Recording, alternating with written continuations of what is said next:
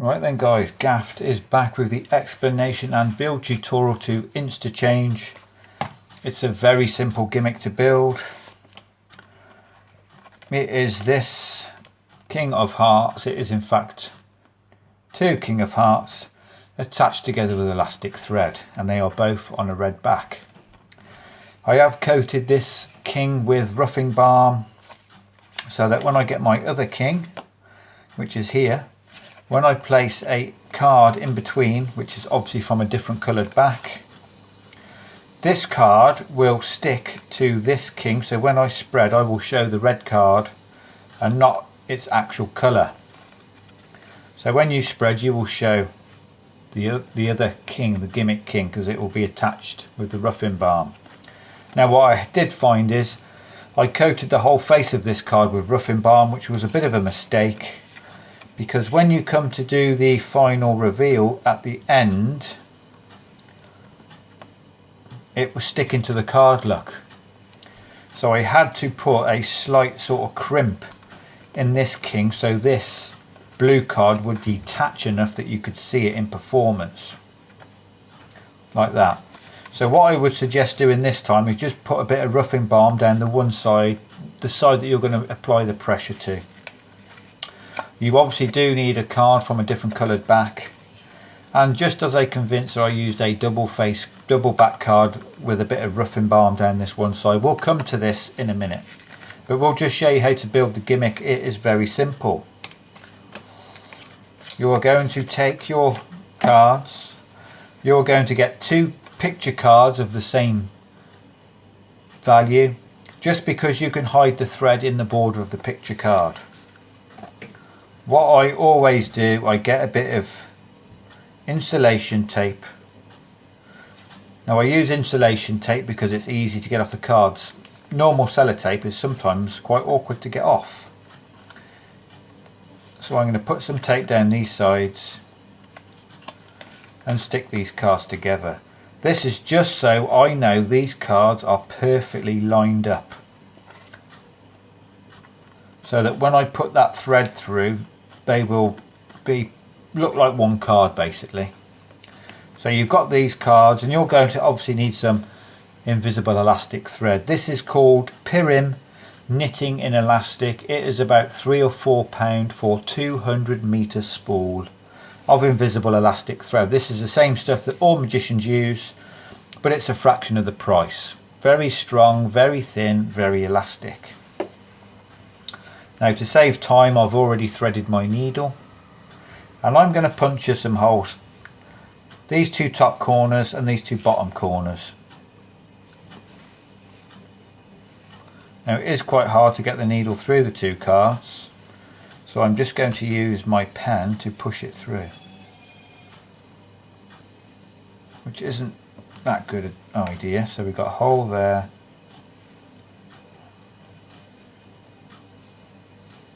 and a hole there. Now I'm going to thread this through the bottom and up the top.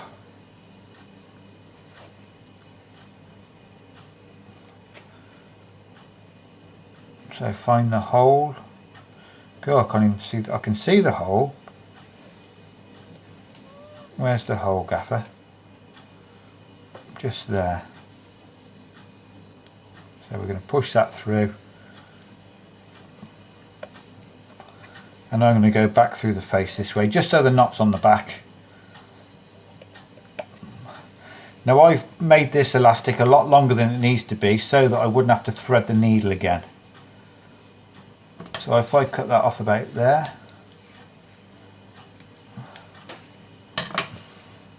and you're going to tie this off. This is quite awkward. Jesus, I did have a bit too much there, didn't I? The longer the thread you've got, the easier it is to tie. So you're going to get a nice bit of tension on that. I'm going to put my thumb over that knot, and then I'm going to tie it off again. The second knot is always pain, so I'm going to use my lips as a third hand. And then we'll just tie that off once again. just to make 3 knots so I know it's not going to come undone.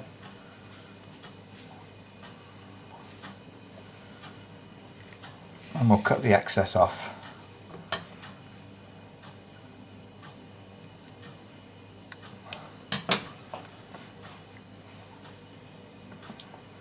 Right, I'm not sure if my lamp is bright enough, guys, so I'm just going to turn the light on a second. Hopefully that's a bit better. I've got a bit of a shadow. That's a bit better. I think my batteries are going.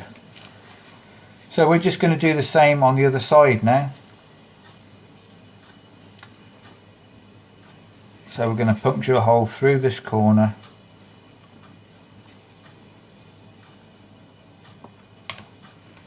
One on the other side.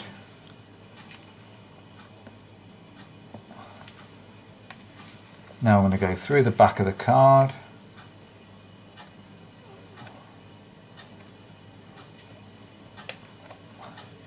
And then through the face.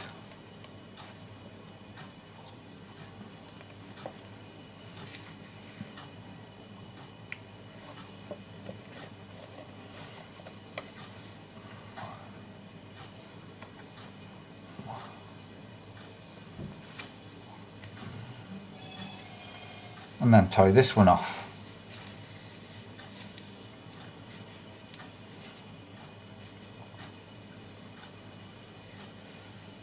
Now this elastic thread can be a bit of a pain.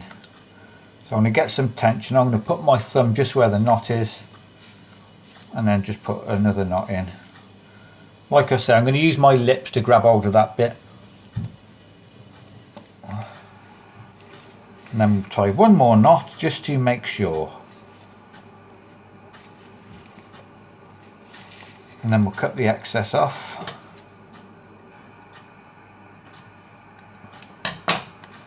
Get rid of that. Right, I'm just going to put this needle away so I don't lose it. Take your tape off.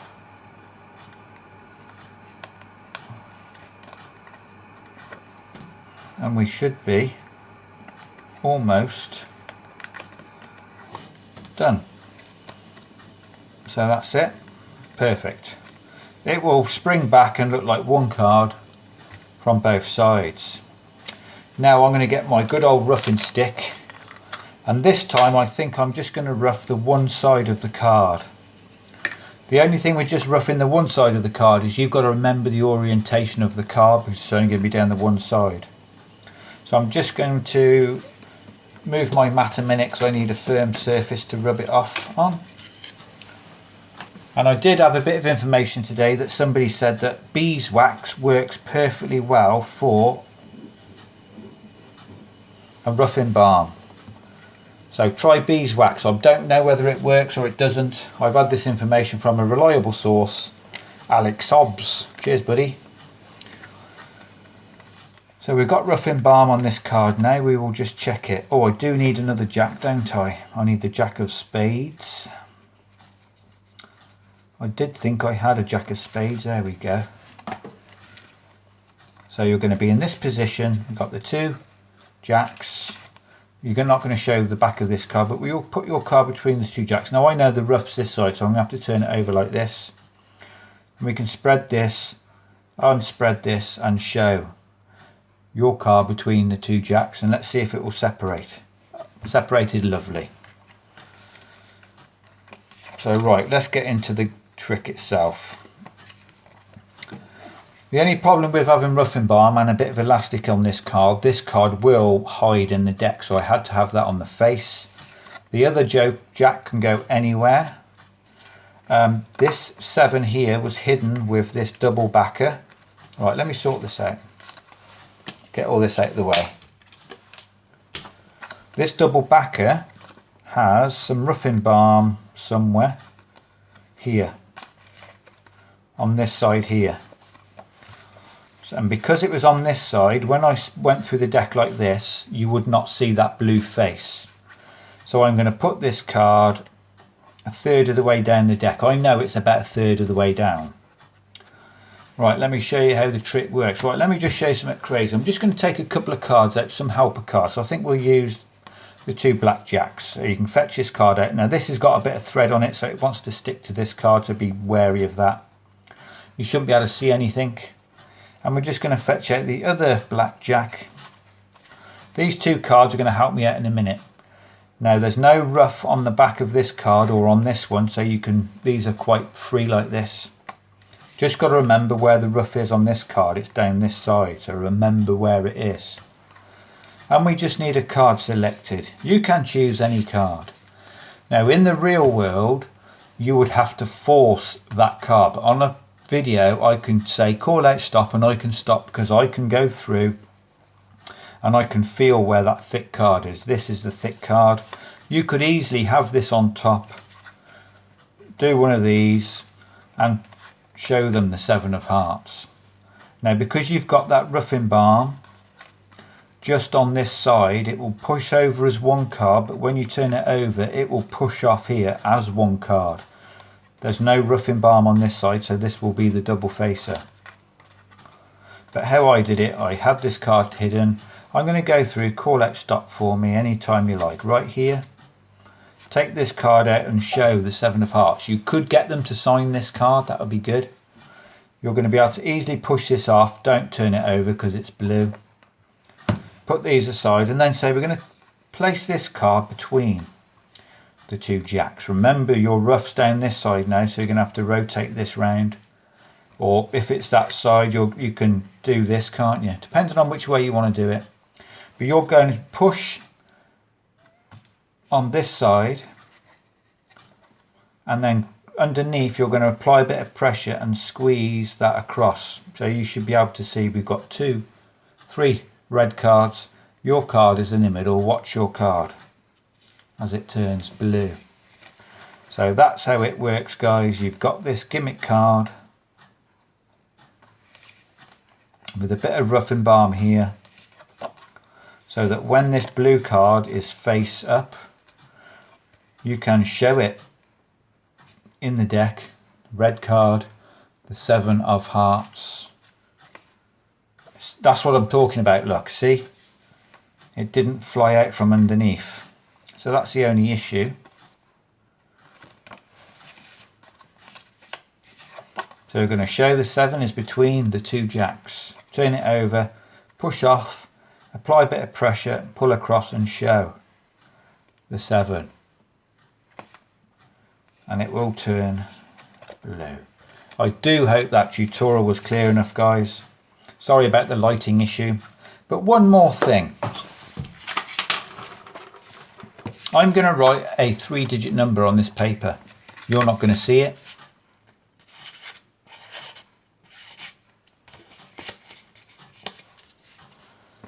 I have written a 3-digit number on this paper.